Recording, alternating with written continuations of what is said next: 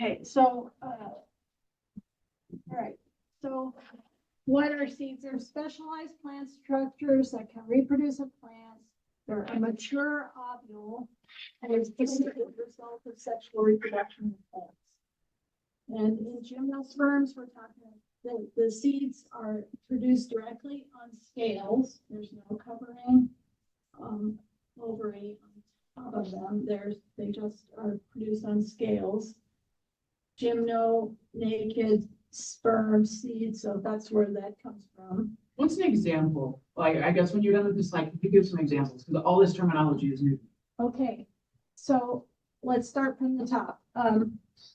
Specialized plant structures that can reproduce a plant, a mature ovule. We'll get to the ovule part in a second. Produced as a result of sexual reproduction in plants. That's as opposed to a bulb or a little bulbil or something else that can reproduce a plant. We're talking about something that comes from sexual reproduction in a flower. You have male and female, and the sperms fertilizes the egg, and that's what we're talking about here, not something else that can reproduce a plant. That would be asexual reproduction.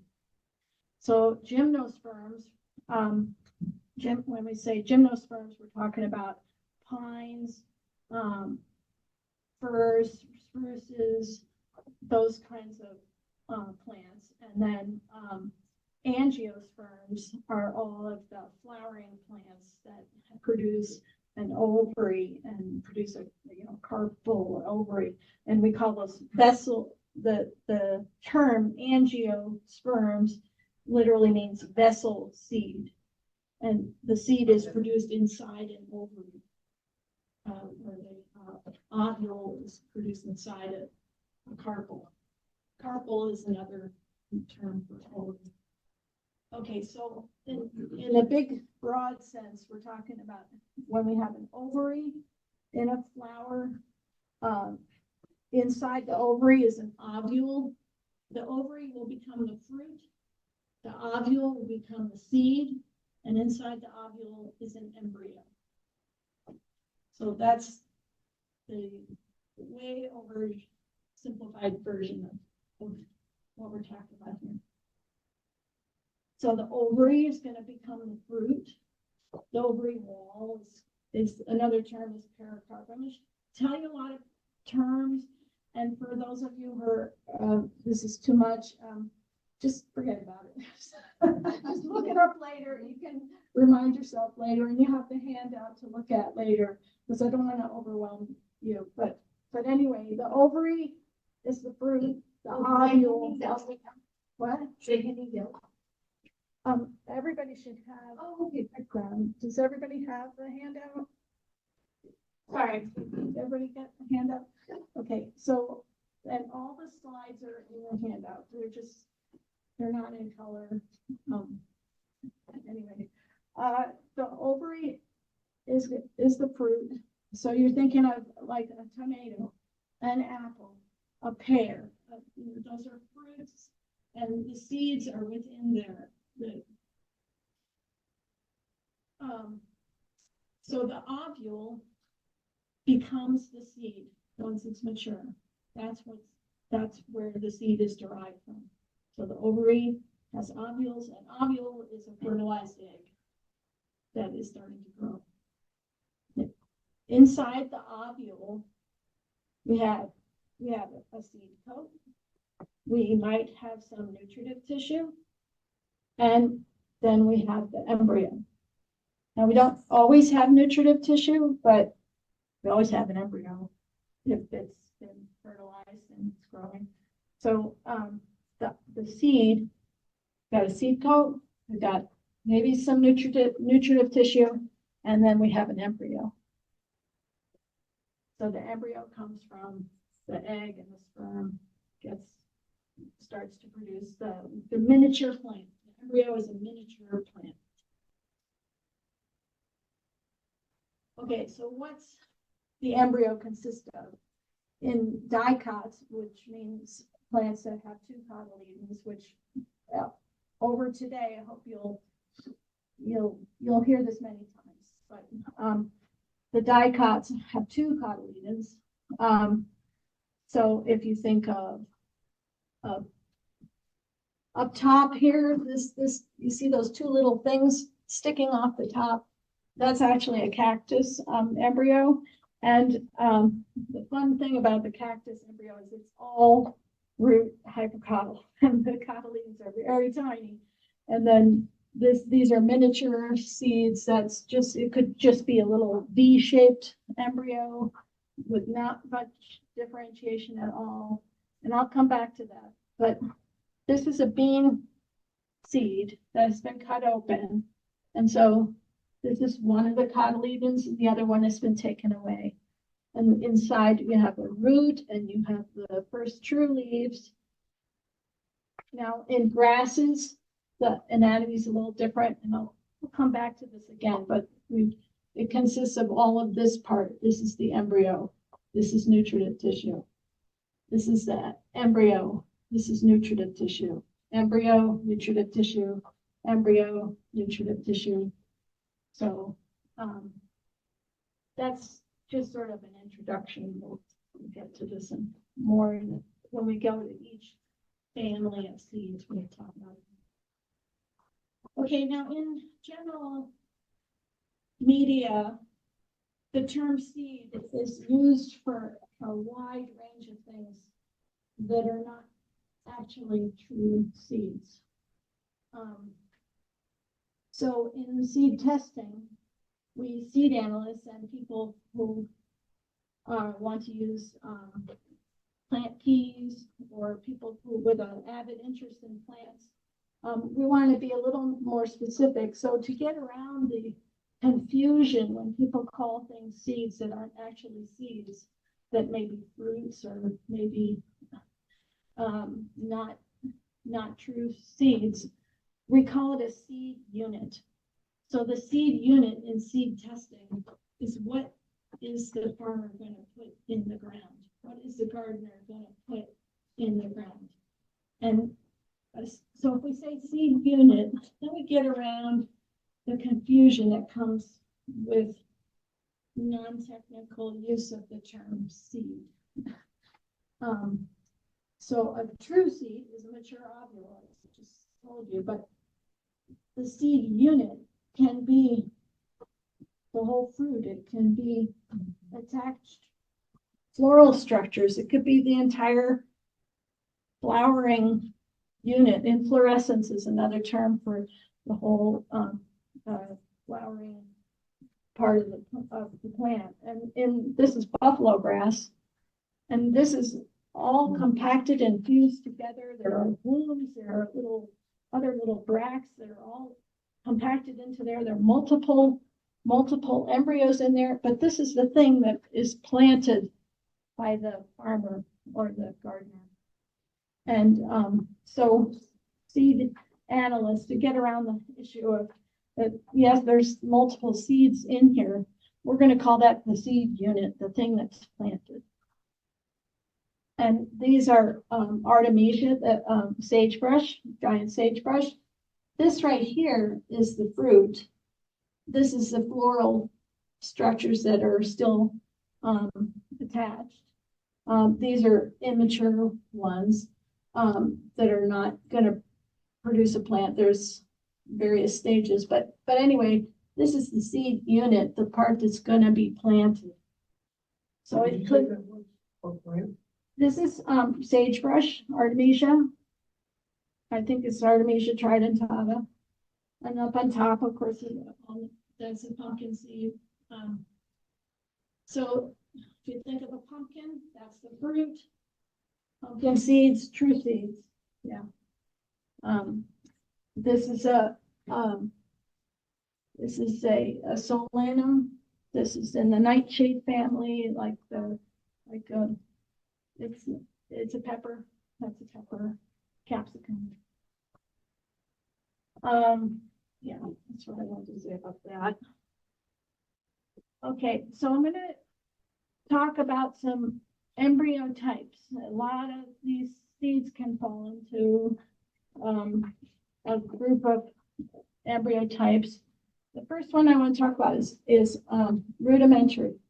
And all of this is nutritive tissue.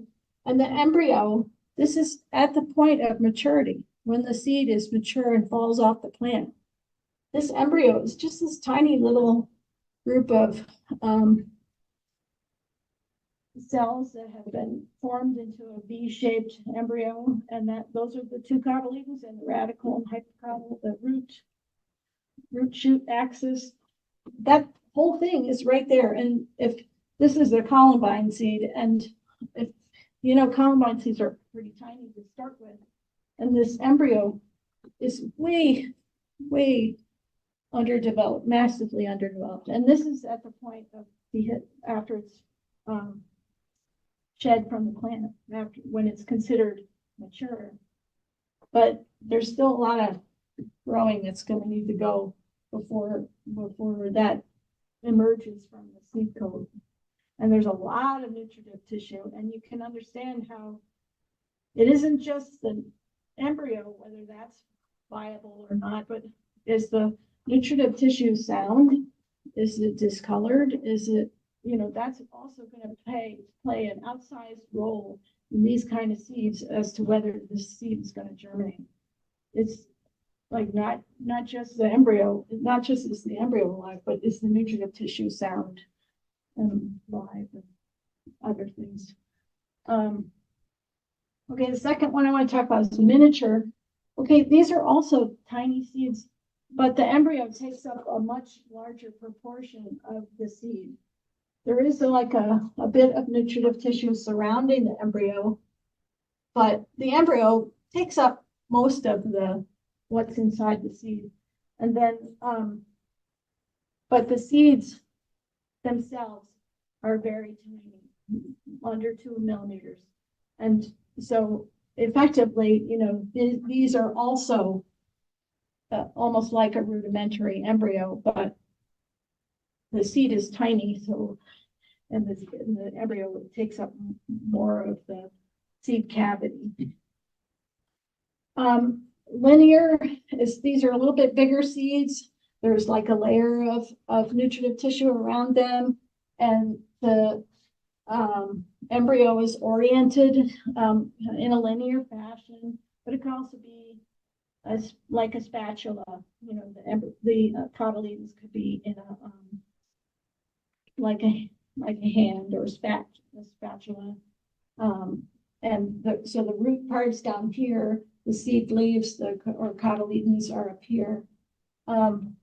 Peripheral is where the embryo surrounds the nutritive tissue. Nutritive tissue is in the middle. There's like a little ball of it, but the embryos are on the outside. Now, if we're doing things to the outside of the seed, as we're cleaning it, running it through machines or rubbing boards or trying to chip it to get it to scarify it to get it to grow, things I'll talk about later. But any damage to the outside is going to be really important.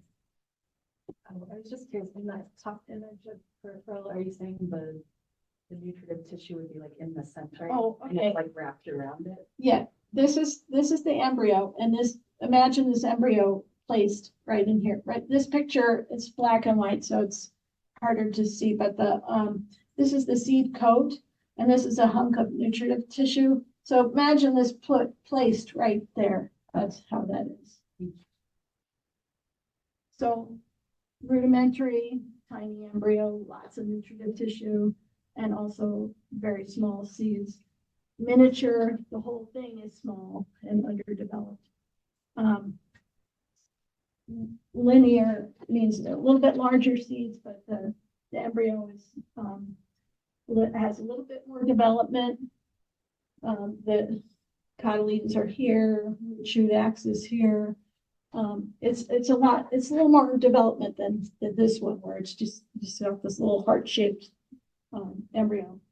And then peripheral, or the embryo is curled around the nutritive tissue. This becomes really important to know what kind of embryo you have when you're in the process of taking care of the seeds after they are taken off the plant. So those were all seeds that had some kind of nutritive tissue surrounding it.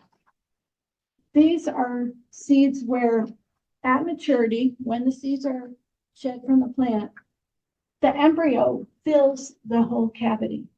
So this whole thing is the embryo, and there's no nutritive tissue that's separate from it. And when I keep saying nutritive tissue, I mean there are some technical terms for nutritive tissue: perisperm, endosperm, female gametophyte, depending on the species. But in these types of seeds, the non-endospermic kind, the embryo fills the whole seed. And that's the same whether it's these smaller ones, which are mucilaginous. I don't know how many of you are familiar with chia seeds or chia seeds. That's what I'm talking about, mucilaginous seed coats. Hard-seeded beans, things in the bean family. This is a lupin, and the whole thing is the embryo. There's no separate nutritive tissue. Now, the cotyledons can be very fleshy, and they act as nutrients for the growing seedling, but it's actually part of the embryo. It's not separate from the embryo. That's what I'm getting at here. And it says non-endospermic, but it also means non-perispermic, non-nutritive tissue. So now I'm going to get into some plant families and some generalizations about the types of embryos that are in different kinds of families. Now the amaranths, this is the pigweeds, and now everything in the Chenopodiaceae has been lumped into the amaranth family. But the saltbush beta is beets, Basia, this is kochia. These all of these have peripheral embryos, and it's a lot easier to see in here. So this red is the embryo, and the white is this nutritive tissue. These have been stained. That's what the red is. But for a seed analyst like myself, a lot of us, this makes a lot of sense to lump in. A lot of people think, oh my gosh, we're getting rid of the Chenopodiaceae family and lumping it in with the amaranth. But for us, for the seed analysts, this actually makes a lot of sense. A lot of the seed characters are sometimes more stable than the floral characters. And the seed characters of the amaranths and the Chenopodiaceae are very similar, and because they both have this peripheral embryo.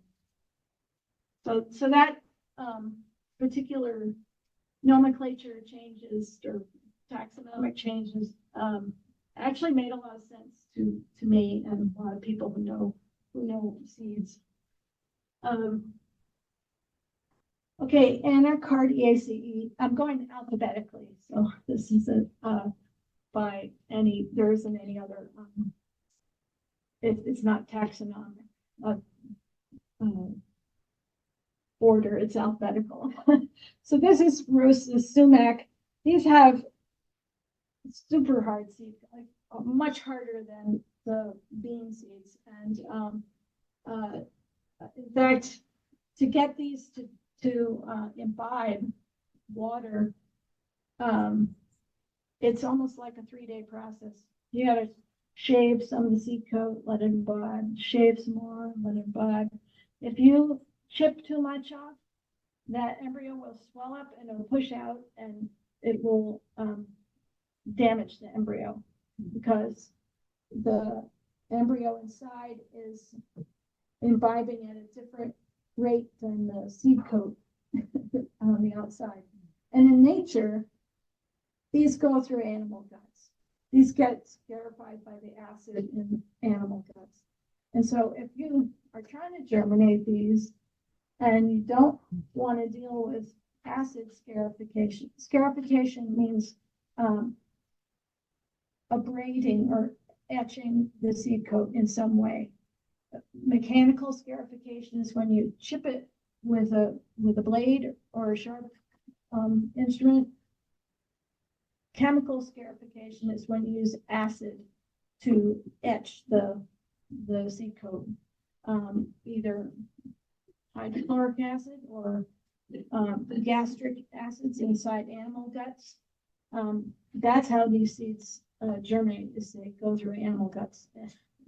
And so trying to germinate them, you're going to have to do some scarification of every last one of them if you want. But if you do acid scarification, well, I'll talk about this later when we talk about germination. When you say inside the seeds, is that like hydrating? Yes, I'm sorry. Yeah, thank you for helping me clarify these terms. Imbibition means water uptake by the seed. So hydrating the tissues. When seeds are shed from the plant, they dry down, and some of them can take up water right away if they, fall on moist soil or wherever they need to grow. Others, like the beans and these Anacardiaceae, there's several families, and it's late. I will talk about that later. But anyway, this is a pretty good, nicely developed embryo, but there is a sheath of nutritive tissue around the embryo, and then there's the seed coat, which is very thick and hard, and so these are really protected from going through an animal gut. Apiaceae, this is the carrot family. Carrots have umbels in which the flowers produce seeds that develop at different rates. And even when the seeds are shed from the plant, the embryo within, even though the seeds are the same size, embryos inside can be either rudimentary or they can be linear. They can be the whole length of the seed. And this is, the more domestication, the less variation. But the less domestication, the more wild these are, the more variation you're going to get with these seeds. So when you look at the seeds from the outside, you look at a sample and it looks uniform. They're all the same, about the same size. When you cut them open, they have embryos of different sizes. And this, yeah. What is the differential of embryo development affect germination?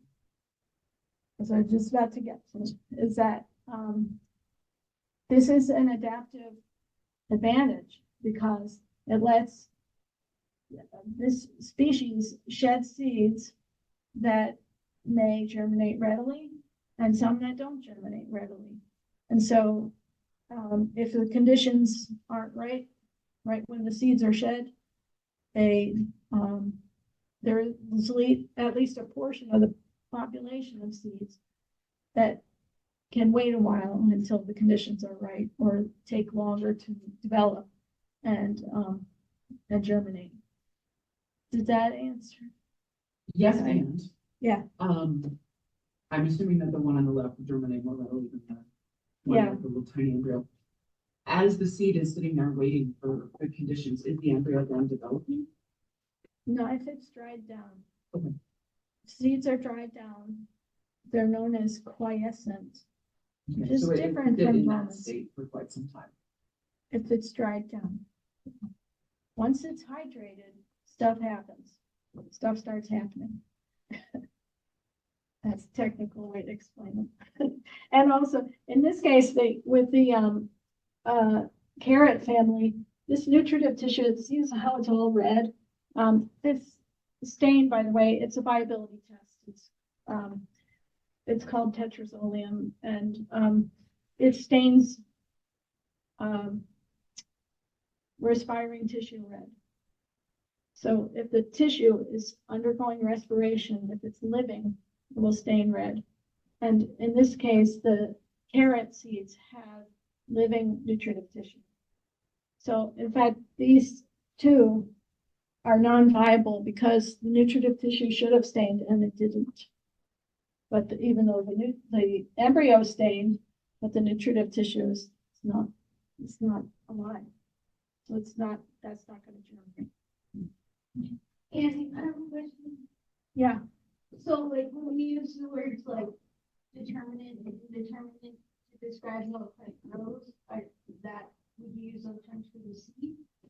To describe the thing you just said? determinate and indeterminate for a plant.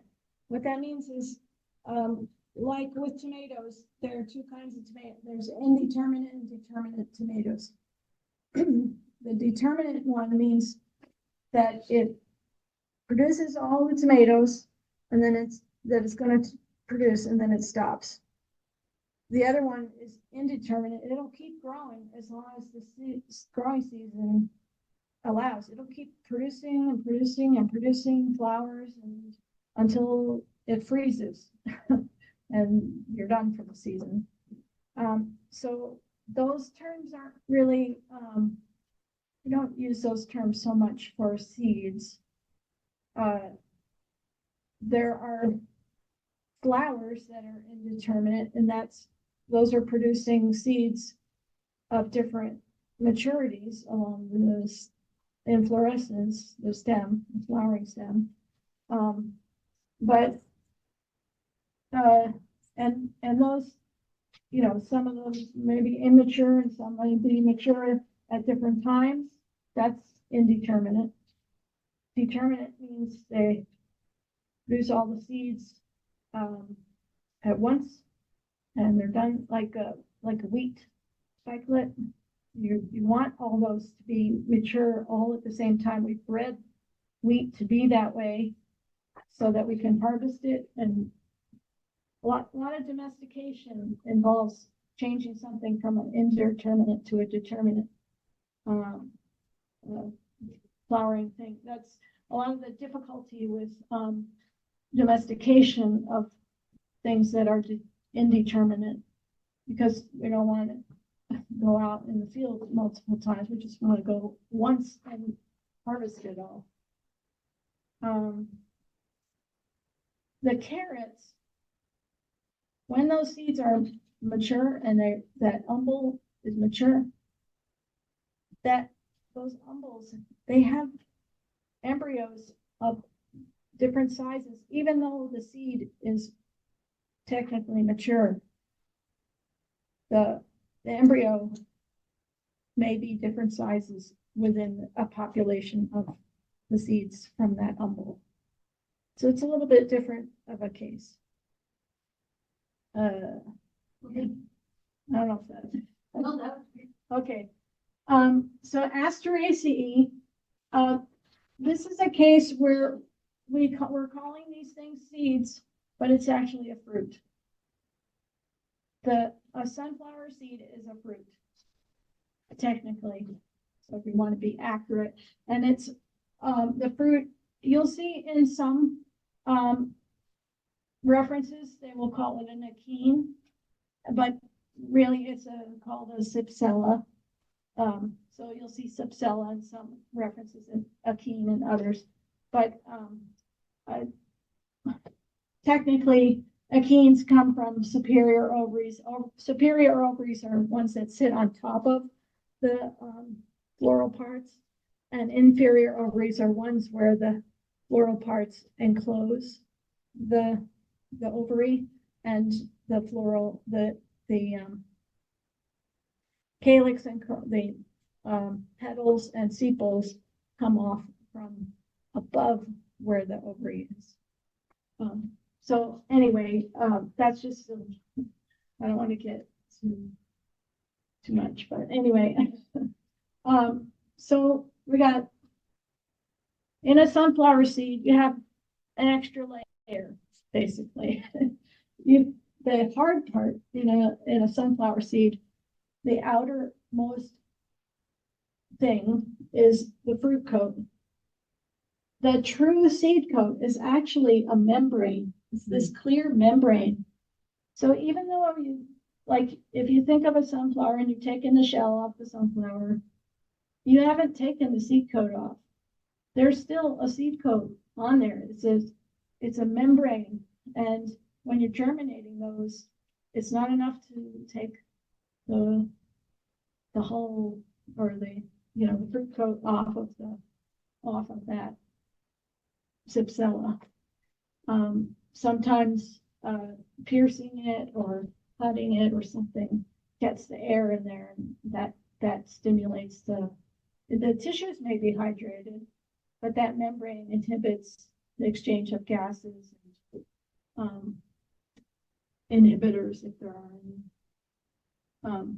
So sometimes it's not enough to just take this part off. You got to take that part off too, or pierce it or something. Yeah. And so how does that happen in nature?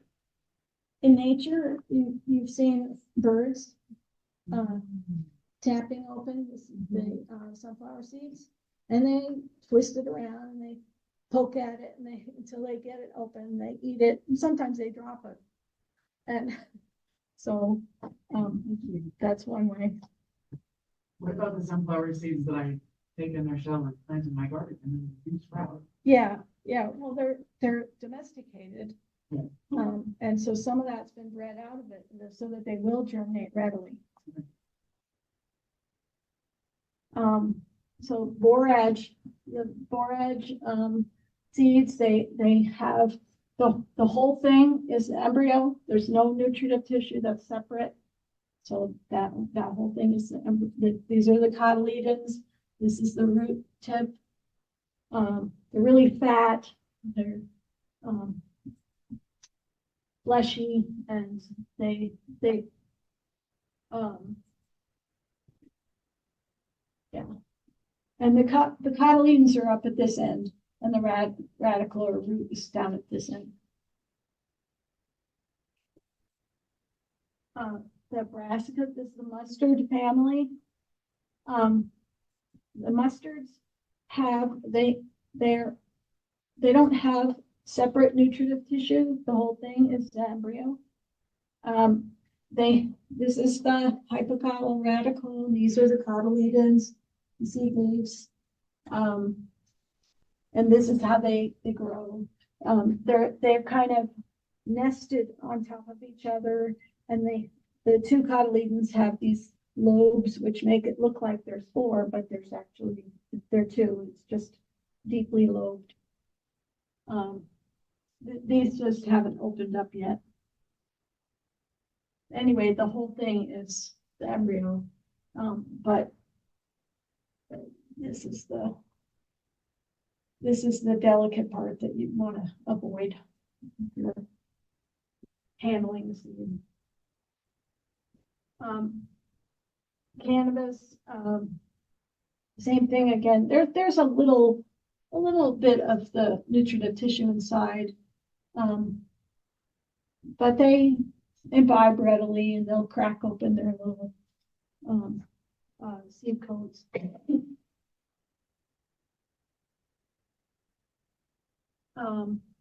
Caryophyllaceae, I am waiting for this to be split up. I'm kind of interested if maybe someday they'll be split up, because there's two kinds of embryos in the Caryophyllaceae, and one is it's very linear, spatulate, and with no nutritive tissue, and the Gypsophila and the Silene, those are baby's breath, and what are some other common names of those?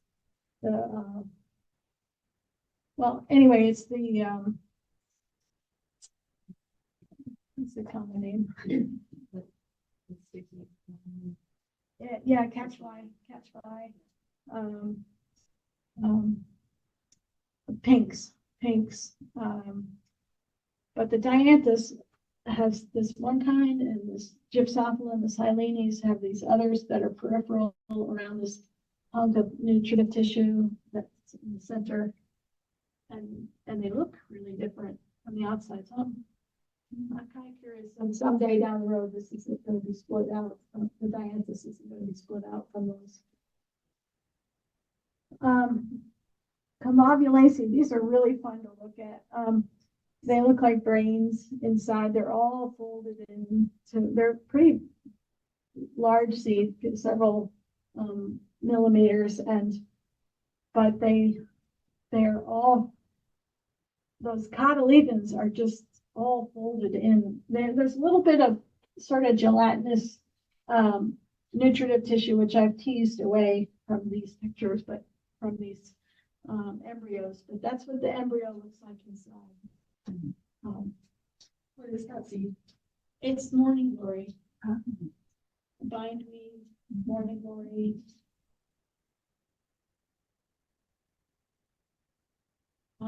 Okay, so we all know the pumpkin says these are true seeds. Think of the pumpkin is the fruit. These are the true seeds. And but in this case, and I comparing it a little bit to the Asteraceae, the sunflower family, we have the seed coat, true seed coat. This is the embryo, but there is a little layer. In this case, the nutritive tissue is a membrane. It's like a membrane. So this green part, that's nutritive tissue. It's a membrane that acts the same way the seed coat does in the membrane in the Asteraceae. So wild ones of these, this membrane, sometimes you can take this seed coat off and they won't germinate right away until you take off some of the membrane, which it's called a perisperm membrane. But anyway, you don't get down to the embryo right away. You have a seed coat, you have a little, in this case, the nutritive tissue is a membrane, and then you have the embryo.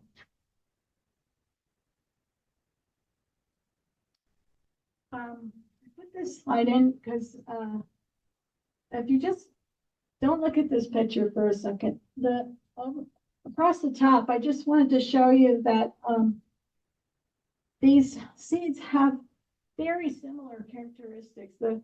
The mottled patterns, the suture on the one side, the flattened, the way the point of attachment is. This is rubber tree, this is castor bean, and this is our leafy spurge. But then when you look, zoom out and put them side by side, very tiny, and medium, and really huge seed. But they have family characters that help you say, oh, wow, this is really similar.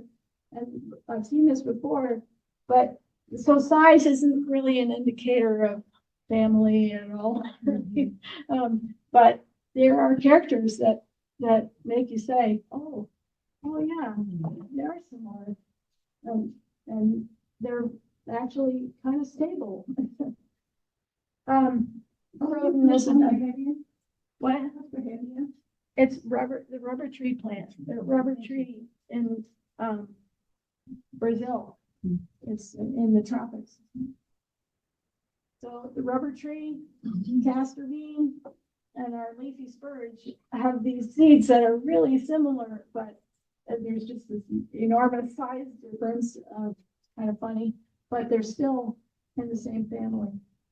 They have a spatulate embryo with a layer of living nutritive tissue around it. I think I have another. Anyway, later I have a picture of a castor bean seedling that shows there's a little bit of nutritive tissue in there surrounding the cotyledons. So beans, I think a lot of us, if you grew beans in elementary school or in your garden, you kind of know what the structures are. These are cotyledons. These are the first true leaves. This is the radicle and hypocotyl. The radicle is going to become the root. Hypocotyl is the stem portion that's just below the cotyledons. Hypocotyl below the cotyledons. And these are peas, and not all beans have that folded over radical hypocotyl, but some things in the bean family have this large spot, these large cotyledons and very compacted radical hypocotyl axis. And this is just, I'll talk more about that later, the hilum. And the hilum is just the point of attachment to the legume, the fruit.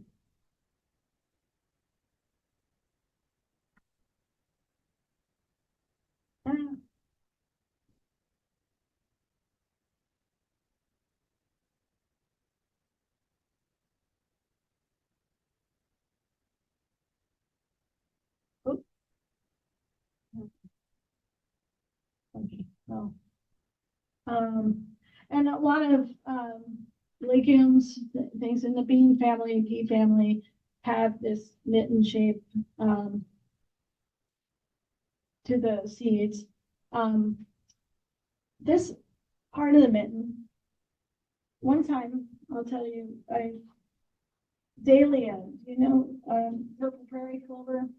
Some of you may, it's a native plant out here, purple prairie clover. It has a very prominent radical thumb, what I call radical thumb. Like this part is kind of sticks out quite a bit. And then it's covered with the legume, and which is kind of hairy and encloses just the one seed. But one time I was trying to get those legumes off of the seed, and I ran it through a rubbing board, and I snapped off all of the thumbs. So, and I think I'll talk about that later, but I just ruined the whole sample because part of it, a lot of it, because I was too impatient. I ran it through a rubbing board, and those are not going to germinate if they don't have the radicle.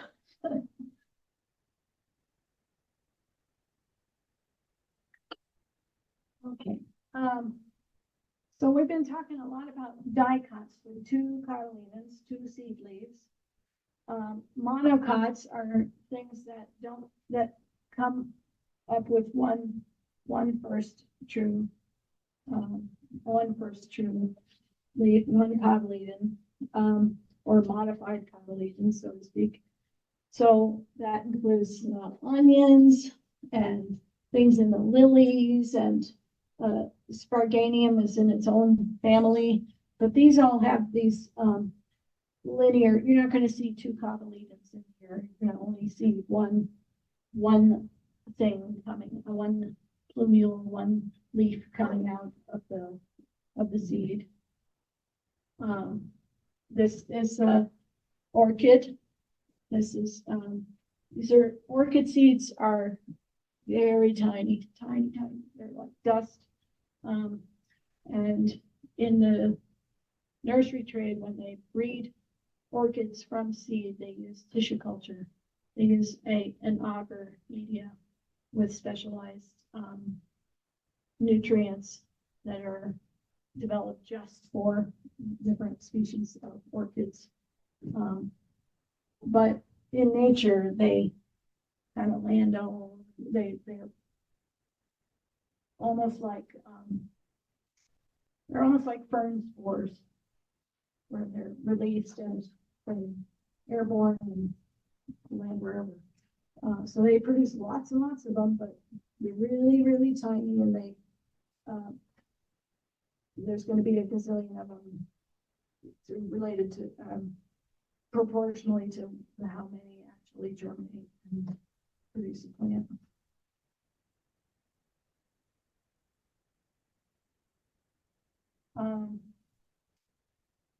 Okay, so Malvaceae, this is the mallow family. This is cotton, the cotton seed. They're all folded around in each other. You can see how they're kind of, these are cotyledons they're all folded around the radical hypocotyl axis. There's no nutritive tissue. And this is kind of, I think there's another. Yeah. So these are the spiralcia, the gold mallows, the red spiralcia, coccinea, the globe mallows. So the shape of them, these also can be hard seeded, and so if these need to be scarified or chipped or clipped or something, you're going to need to do this in a way that is not going to harm this part of the embryo. So knowing that this part is the radical hypocotyl, you want to figure out a place to chip it that's as far away from this part as possible. So you want to chip it somewhere at the tip of the cotyledons that's least likely to impair germination of these seeds. And before I leave that, I just wanted to point out, like, the middle picture, the background, those are scratches on the microscope plate. Yes. So I just wanted to keep people in if it's not saran wrap. This is what's the magnification on that middle one. Oh, I don't know. Anyway, this is a piece of glass under the microscope. Yeah. Yeah, so those are just like things you can't, the background and stuff you can't even see with your naked eye. Yeah. Yeah. So don't pay any attention. They are gorgeous.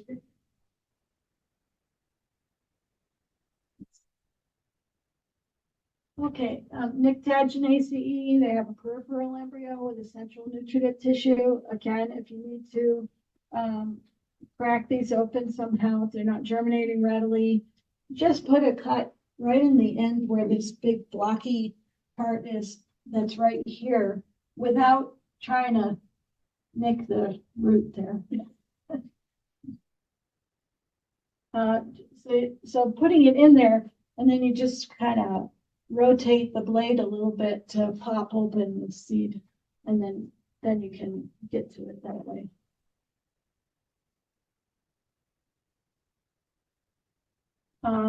The pines have a living nutritive tissue, and they have this embryo that have this. Pines have many cotyledons. They have anywhere from 2 to 24 cotyledons, depending on the species. So they can have hexacot, they're not a dicot, they're not a monocot, they're many polycot. And the tissue around it is actually derived maternal tissue. It's not like in the other plant families where it could be from in the grass family, the nutritive tissue is derived from something called double fertilization. It's a 3 times the number of chromosomes. All of our regular cells in our body are 2N. When we produce eggs or sperm, it's 1N. So one set of chromosomes, half the number of chromosomes. In the grasses, there's this thing called double fertilization where they end up with the nutritive tissue is 3N, and that's called endosperm. Perisperm is usually a term for tissue that is 2N.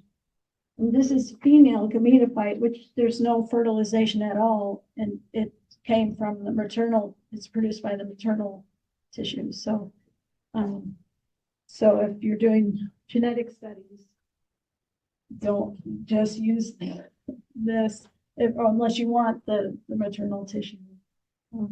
So anyway, it's a completely different thing. It's called female gametophyte. It's a lot different. The nature of that nutritive tissue is different genetically than the nature of the nutritive tissue in the other, lot of other families.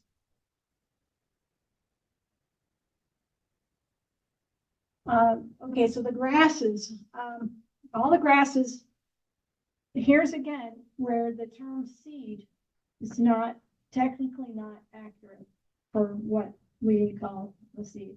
I mean, we in the lay audience, people generally call that kernel of corn or wheat is called a seed, but it's technically a fruit. And why is it a fruit? It's fruit because the pericarp is fused to the seed coat. So the fruit, the ovary wall and the seed coat wall is, those two things are fused. And so that specialized fruit is called a caryopsis. And the embryo is lateral on the side of the grain, and as opposed to the sedges have a central embryo, centrally produced embryo, not a lateral.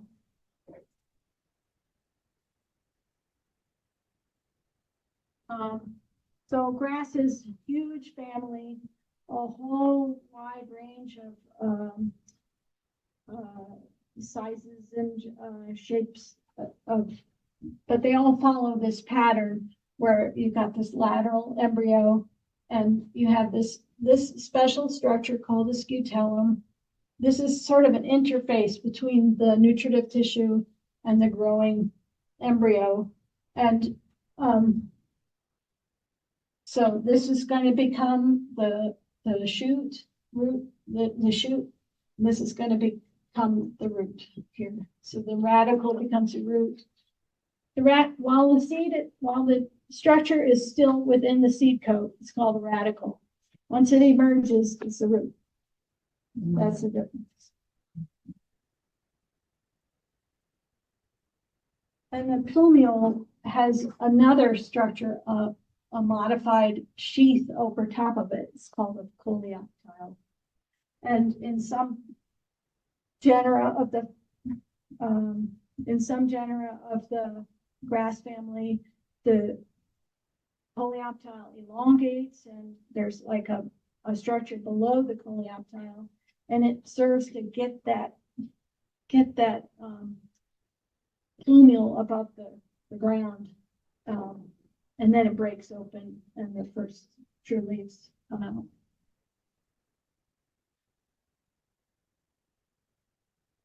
So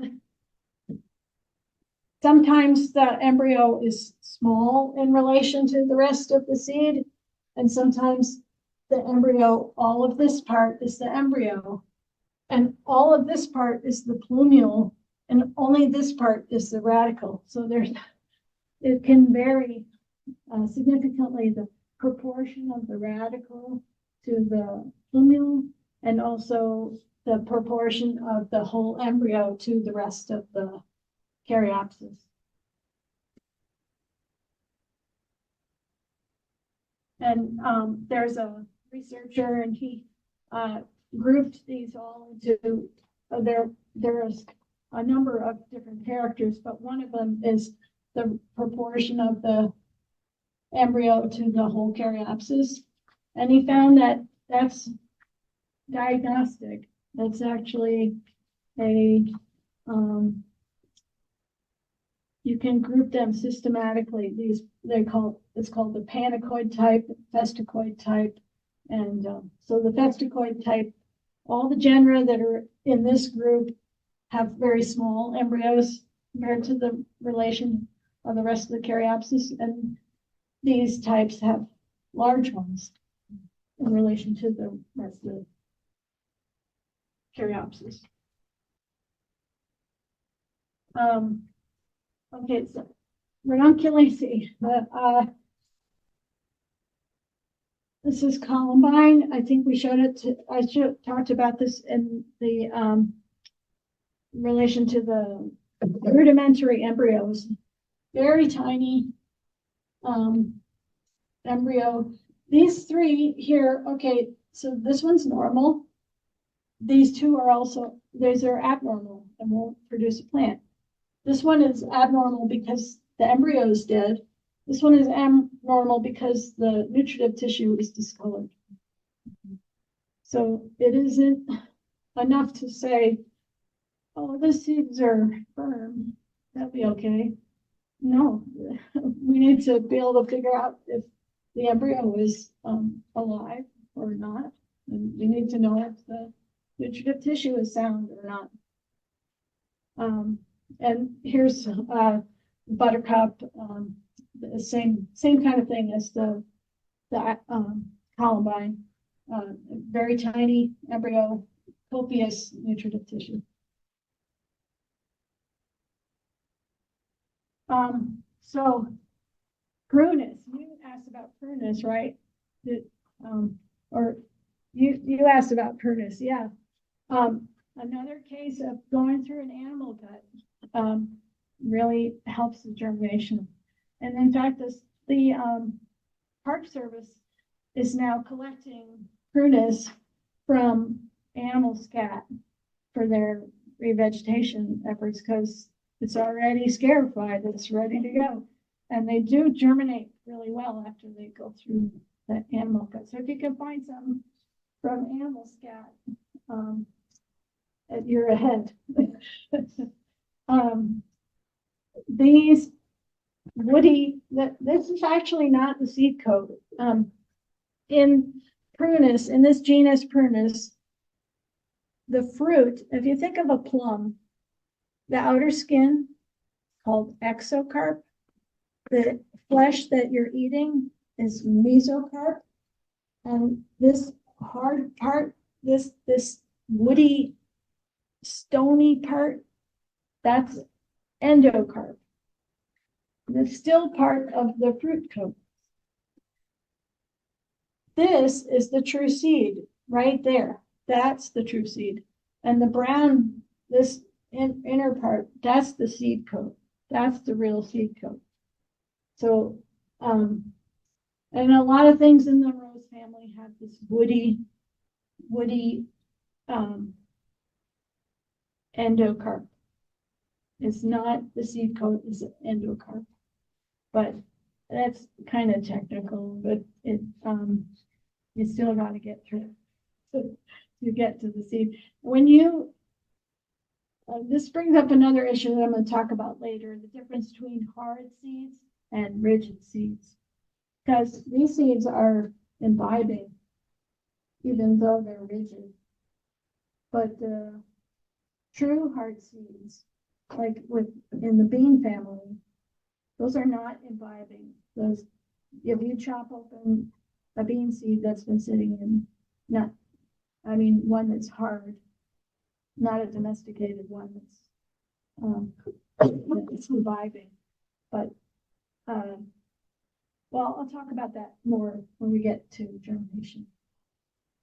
But anyway, a lot of them have this bony endocarp.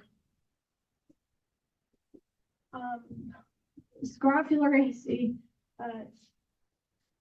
in the last decade has been chopped up and put into different families.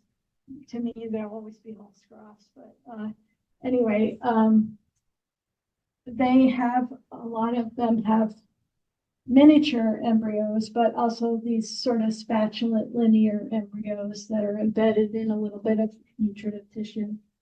And if you ever have a chance to look at the Indian paintbrush seeds under a microscope, because they're just exquisite. This netting on the outside is otherworldly. It's kind of cool to look at. Is that seed coat? It is part of the fruit.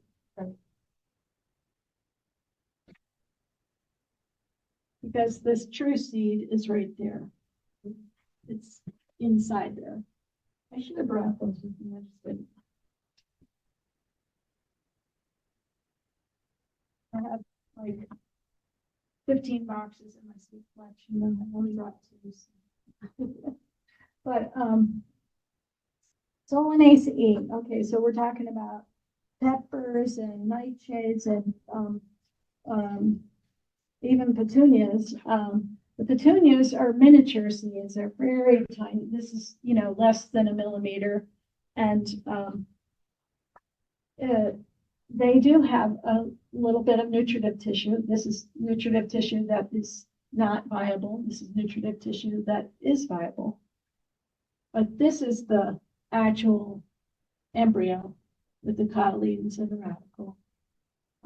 The solanums, like, and the tomatoes and peppers, and the nightshades, all have this coiled embryo that's sort of embedded in.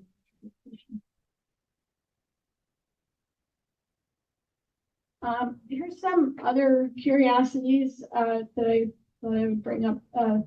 The salvia that produces this huge amount of mucilage and chia seeds, but a lot of the mints produce a lot of mucilage on the outside of their seed coats, and so do flax. If you're ever, oh boy, do not get those flax wet until you are ready, because you're not going to move them around very easily. They're going to stick to your hands. They're going to stick to your tweezers. You're going to stick to everything. They cement the media together, and so they're really hard to work with once they're imbibed. You can sort of take your finger and gently rub them across a media, like a towel or a germination towel or something like that, but they're kind of hard to work with. And then cupia, I know it's not native to Colorado, but it's one of the coolest things I have ever seen. But it's this is the dry seed and this is the imbibed seed. And for a long time, people thought, well, those are just molded over. They're dead, and they're not. Those are hairs that are inside these outer layer of cells on the seed coat, and they uncoil from the outer layer of cells, and then they evert like a saw. So not only do they uncoil, but then they evert, and they're really long, and they're ropey, and they look like a rope. And you take your tweezers and you try to take them off the blotter, and they go it's just very elastic, and it's the coolest thing ever. And then there's also a germination story that goes with the seed that I'll take later. What is it? What's the common name? It's in the nursery trade as a firecracker plant, but it's also has a lot of really strange oils in it, and so people have been trying to figure out how to domesticate it for the oil that it produces. And the problem with domesticating this species is it's indeterminate. It produces its seeds willy-nilly, one here, one there. They don't produce their seeds all at once. And not only that, when it opens up to release the seed, it's very quick. It goes poof, and then the seed sits there and it just will fall right off. It does what we call shattering, which a lot of wild things, they fall right off the plant when they're mature. They don't stay on for our convenience. As with most domesticated things, we breed them to germinate right away and stay on the plant even when they're mature, so that we can go through and harvest them easily. But wild things,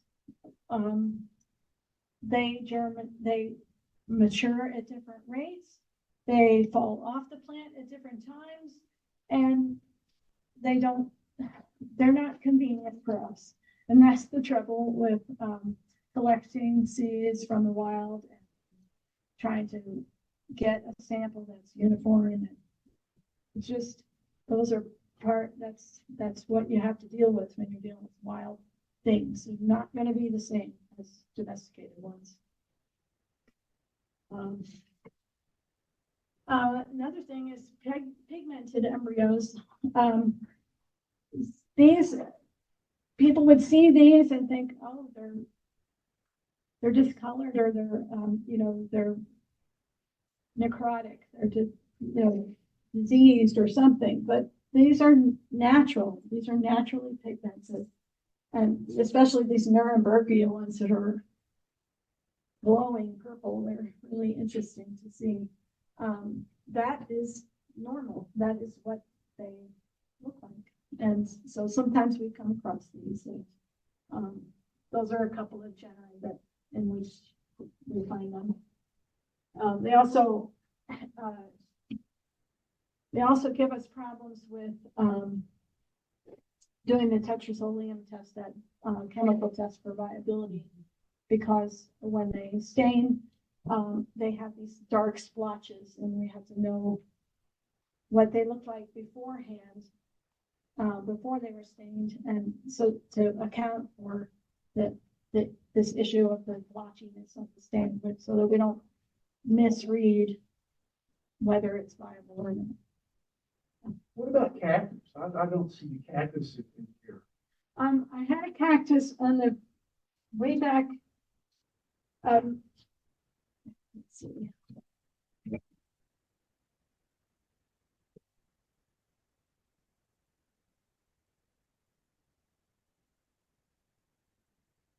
Sorry. That's okay. Are they monocot or dicot? They're dicots. You have it on number 6. This one.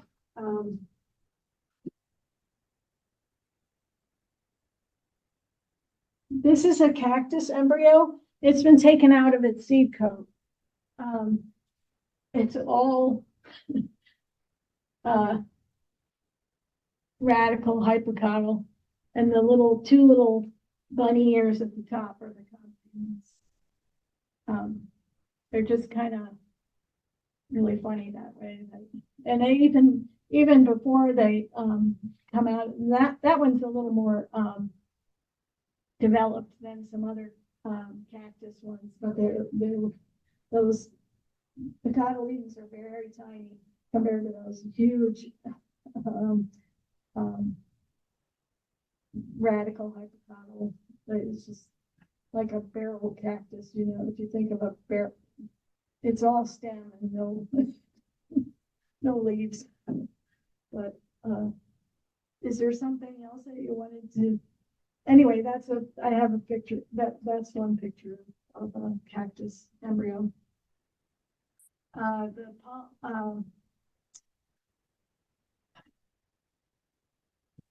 What is the prickly pear around here? Sure.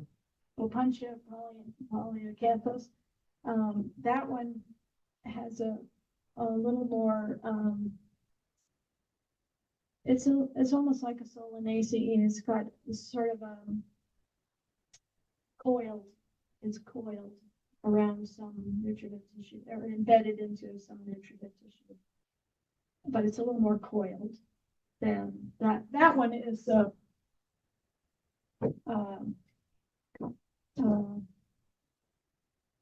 one of the barrel. Which one? Arnett, Arnett.